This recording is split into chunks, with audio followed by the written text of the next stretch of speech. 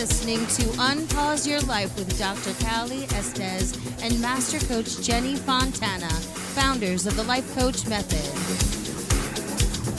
Each one of our uplifting and deep dive episodes is geared to help you tackle the things that hold you back from having the most magnificent life you deserve. Sit back, relax, and prepare to be coached. Hey everybody, welcome back to an episode of Unpause Your Life. I am Dr. Cali Estes with Unpause Your Life, Sober on Demand, and the Addictions Coach. I have a very interesting guest today. I'm kind of excited because his title is the Happiness Coach, which I love, which is why I wanted him to come on our podcast to give us some happiness. When I think of happiness, I think of unicorns and sprinkles. So here we go. Brad Chandler is a successful entrepreneur who built a thriving real estate investment company. He's flipped over 4,500 houses. That's insane. I did one and tapped out. With that company now running independently of him, Brad is dedicating his life to his true passion, helping others break free from their past, overcoming limiting beliefs, and creating the life and relationships they desire and deserve. What a fun job. Through mastering self-love and reprogramming the mind, Brad has transformed his own life, and he's here to share his powerful insights with you. Welcome, Brad. Thanks for having me. I'm excited. I love when people have a cool title like Happiness Coach. It's like all the stuff you've done in the world. You're like, well, I'm just going to be the Happiness Coach. Tell me about it. Well, 3.5 years ago, trying to get my son help for anxiety, I was told on a Zoom call by a performance coach that I had a tic. And I was like, what are you talking about? She's like, yeah, you blink like crazy when you talk about your childhood. You may have some unresolved childhood trauma or, stress that's affecting your son's anxiety. I'm like, me? No way. I'm a single dad. I'm like a great dad. I'm always there. I don't hit my kids. I don't make fun of them. Like I travel around the country with him playing golf and bringing him these golf tournaments. But I'm like, okay, if you think that there's something wrong with me, I'll be open to it. So she's like, do you want to come out and work with myself and my ex-Navy SEAL husband for a week? And I was like, look, at this point in time, I'll do anything to help my son.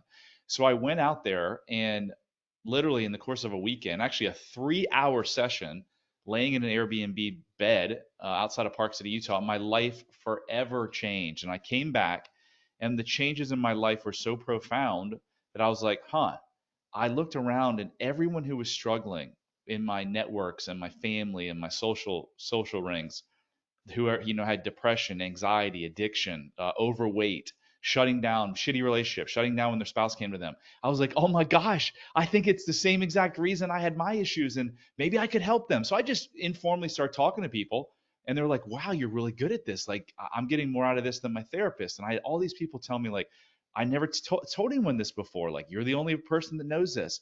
So I just fell in love with it. I was so enthralled by the thought of that someone's life I'd been in therapy for 3 decades and I'd been on and off to probably 50 different marriage counseling sessions. And it was just unbelievable that in 3 hours, everything could change. So I made this, I knew within 3 weeks that this is why God put me on the earth. And so I was like, I'm going to help people. I'm going to help a lot of people. And I just was like, what's a better name than Happiness Coach? Because I'm going to teach you how to be happy. I went from not being so happy to just being like, my life is so amazing now. It's like hard to believe. Well, first, that's awesome. Second, you're talking to a therapist that's got 33 years under her belt that hates therapy. So everyone knows on this podcast, I'm like, therapy doesn't work, coaching works, and they all, poo-poo that.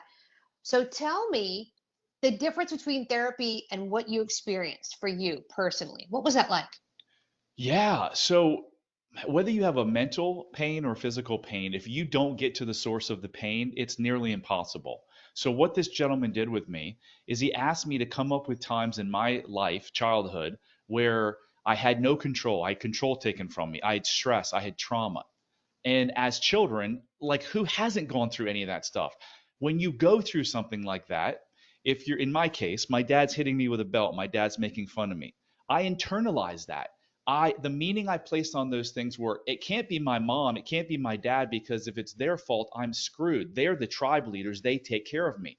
So as kids, you probably know this, is we take that blame on and we say, this is happening to me because I'm a bad boy. I'm not enough. Because guess what? Now I control it. If I can just be better, dad will stop hitting me with a belt and making fun of me. So that's exactly what we did. We went back and found these times in my childhood where I had these things happen to me. And we talked about what was the meaning that I placed on those events. And that meaning was buried in my subconscious mind for 47 years. I was in an invisible prison. I didn't even know it. And to get out of prison, the first thing you have to do is you got to know you're in prison. So we basically, through neuroplasticity, and I don't know if you've ever heard of memory reconsolidation, we literally reprogrammed the neural pathway holding that untrue negative thought that was creating all of my negative behavior. And when you do that, and that's what I do with my clients now, guess what happens to the negative behavior? Whether it's an addiction, a depression, anxiety, it goes away because there's nothing to fuel it.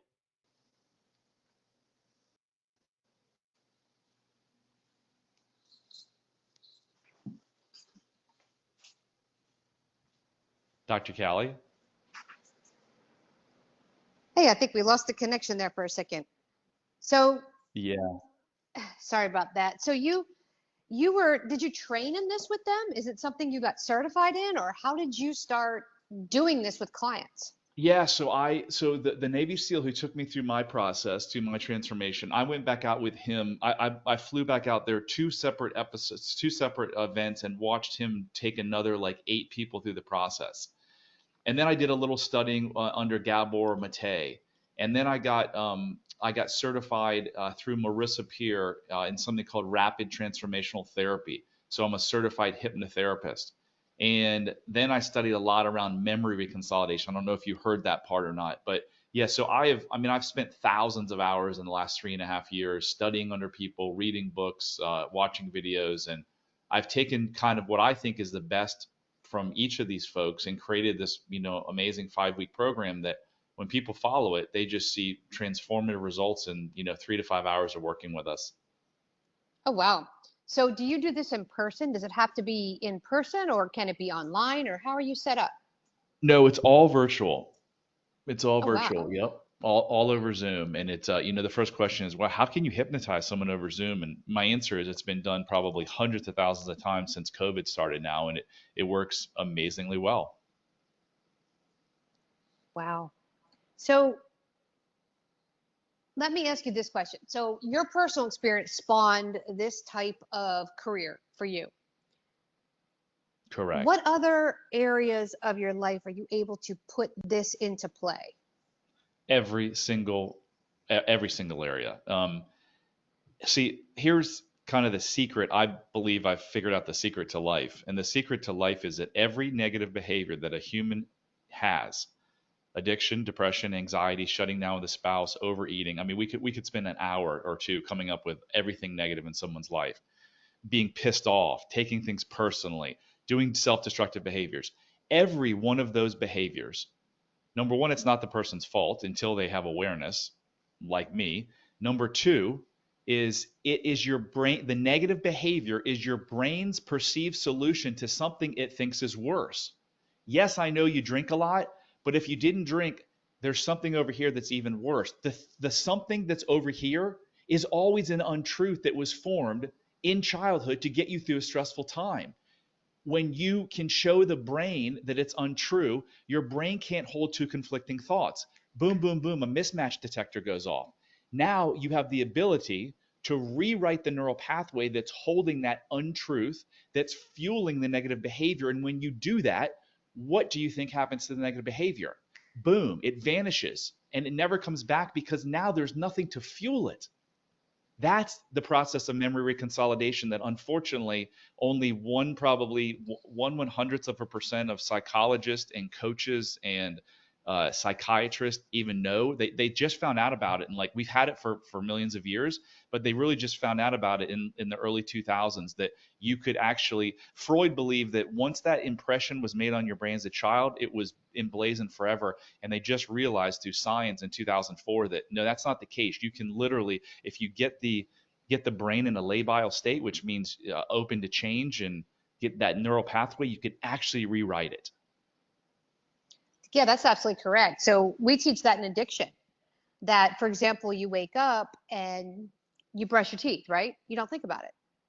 You don't physically get up and go, okay, I have to brush my teeth. You just do it because the neural pathway becomes a habit. Right. But you had to, at some point, establish that neural pathway. You had to get up, you had to walk to the bathroom, you had to get the toothpaste, the toothbrush, and go through the process. So it's creating the habitual pathway.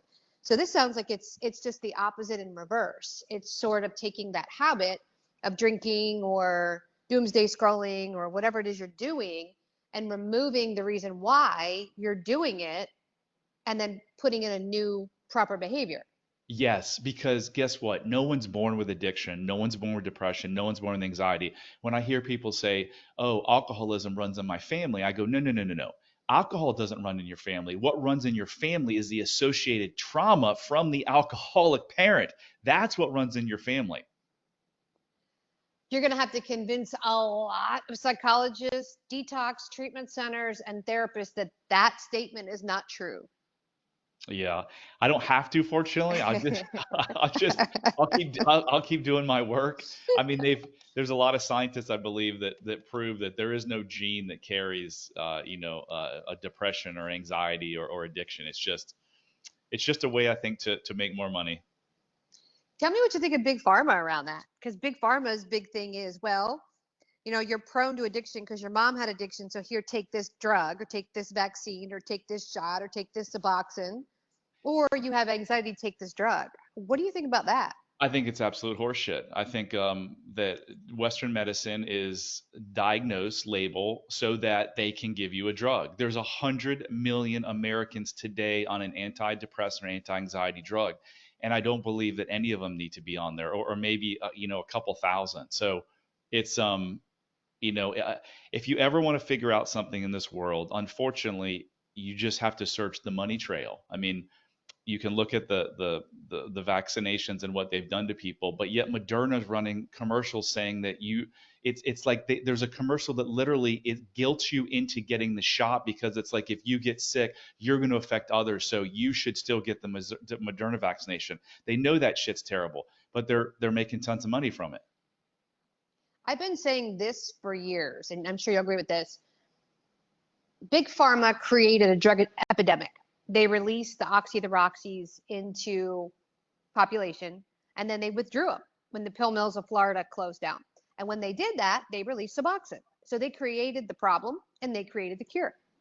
And they back-ended and front-loaded the money.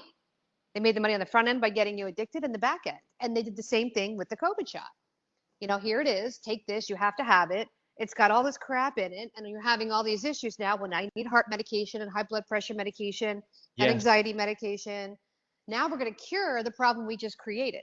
Yes, there's a Moderna commercial that goes over that pushes the vaccine, and then 5 minutes later, or Pfizer, then there's another Pfizer commercial that comes on and says, oh, by the way, if you get COVID, take Paxlovid. Well, isn't the freaking point of the vaccination every vaccination that I've ever taken, and it hasn't been many, has all been because it's supposed to stop you from getting it. And that's what they led with. Take this vaccine and it's going to stop you from getting COVID. Well, that was quickly proven untrue when everyone got COVID that was vaccinated. Wow. Like it's so crazy, this world we live in. It's like the FDA doesn't approve or regulate supplements, which I'm huge. I have my own supplement line. Everything, keep the body healthy, work out, eat healthy. None of that is allowed. But the minute you have a feeling, oh, take this medication, this is going to fix all of your problems. Yeah. So here's the interesting thing, Dr. Cali, is that everything that I teach and everything I talk about, there's not many humans in this world who had all of their childhood needs met. And when you don't have your childhood needs met, you come up with meanings and you come up with coping mechanisms. When you look at Big Pharma and you look at the doctors out there who are trying to do their best, why is all this happening? Why is it all about money? It's because of the way these people feel about themselves. They're not monsters. Jeffrey Dahmer wasn't born Jeffrey Dahmer. He was severely abused. It doesn't mean, I'm not saying what he did is right, but if you want to trace every single problem back, I mean, literally almost the war in Ukraine, what's going on in Gaza, our prisons being full, the obesity epidemic, the addiction epidemic, everything can be traced back to our childhood needs not being met and us coming up with meanings and coping mechanisms for those. So if you want to solve the world's problems, just continue doing the work that you're doing and that I'm doing. And that is to get to the source of, why are these people doing these things? Why are the politicians like so interested in getting power? Because they don't feel good about themselves. They don't think that they're enough. And so they're trying everything they could do to get money and power to make them feel loved and accepted. I'll spin off of that and tell you what I think about the police officers. Have you watched the police brutality has gone up? And in our country, we don't try to keep the peace. They were called peace officers, right? So instead of keeping the peace, we lead with violence. If someone isn't complying, we tase them, we shoot them. We don't even think about it. In other countries, and I don't know if you saw this video, it was fascinating. It's in Germany, and there's a guy that's detained in a cell, and he's talking to an officer, a knife. And instead of the officer tasing him or shooting him, and he's like 2 feet away, he says to him, "What's going on?" And he leans back on the table so that he's lower than the guy, so that it shows that he's not in power. And the guy starts talking to him, and he's able to disarm him. And it's the complete opposite of everything we do in the United States. Everything is about power. And if you look at the police officers we have, they were usually bullied in high school. They didn't excel well. They're not super smart. And they came out and they wanted to be in a position of power. So I think the way our country is run, everybody's doing that. And it goes back to childhood. You're right. It goes back to high school. It goes back to being little. You know, what was it like when you were little? How were you treated? Yeah, so I mean, I think that's a big generalization you just made with police officers. So I don't agree that all police officers are like that, but I would agree that if there is someone brutalizing someone when they shouldn't, it's 100% because something happened to them when they were a child, for sure.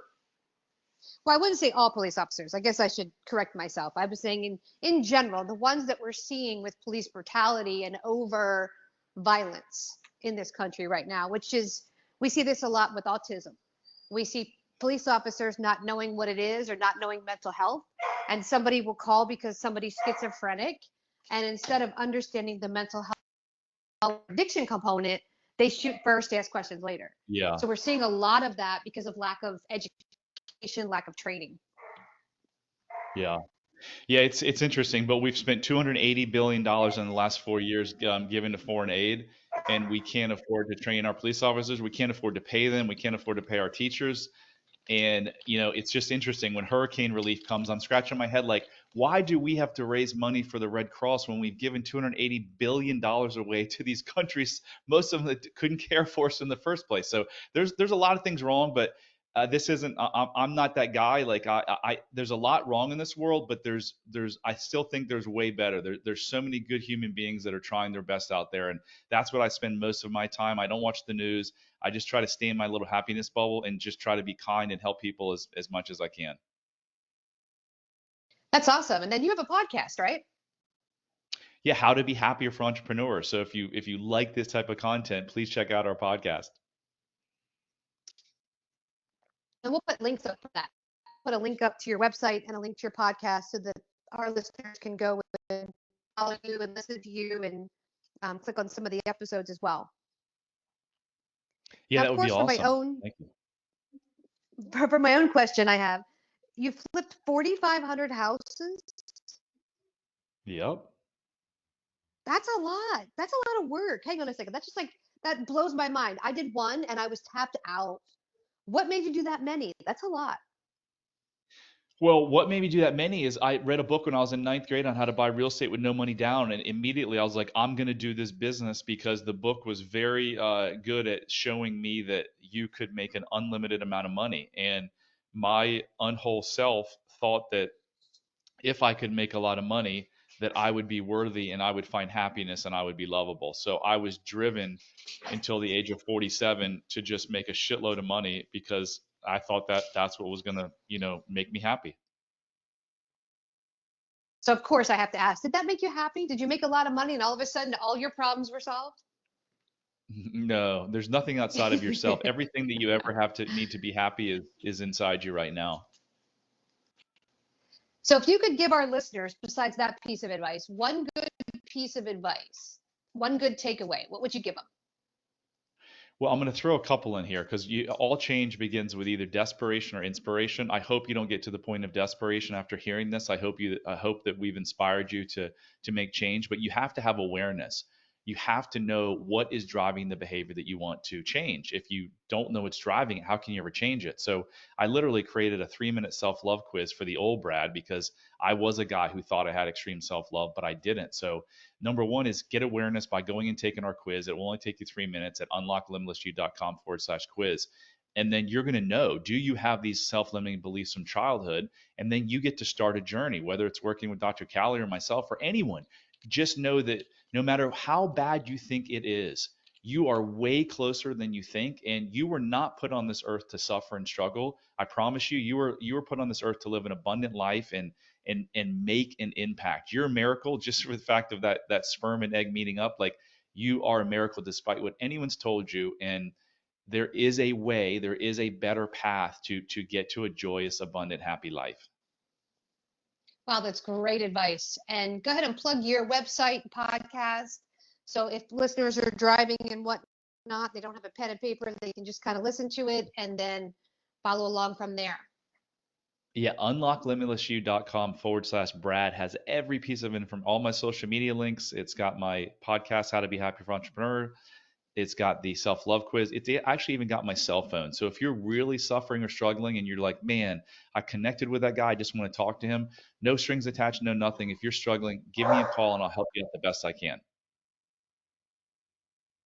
Perfect. So you guys have it there. We'll put everything up on the website so that you can follow along and hire Brad if you like for the happiness coach. And you have been listening to another episode of Unpause Your Life. I am very excited to have you on, Brad. Thank you so much for coming on. I appreciate your time today. Thank you. You're welcome. You guys keep listening and have a great day. Thank you for listening to Unpause Your Life with Dr. Cali Estes and Master Coach Jenny Fontana. Head over to www.thelifecoachmethod.com to learn more about coaching yourself and how to become a master coach.